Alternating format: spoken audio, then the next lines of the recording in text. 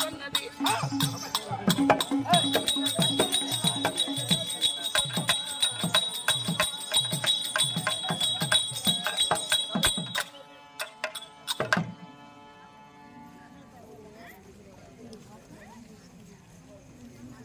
நந்தி சுவாமி நமஸ்காரம்.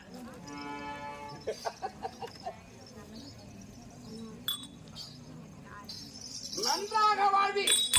அதே வருங்க. தவறான வார்த்தை உன்னுடைய நாவில் இருந்து வரக்கூடாது. உங்ககிட்ட வராது. என்னுடைய பக்தன். பக்தன் சாமி. சாமிக்கு மயிறு விட்டுருக்கிறேன்டா. நான் நீலகண்டன்னா இவன் தெருத்துண்டம். பக்தன்டா. சாமிக்கு மயிறு விட்டுருக்கிறேன்.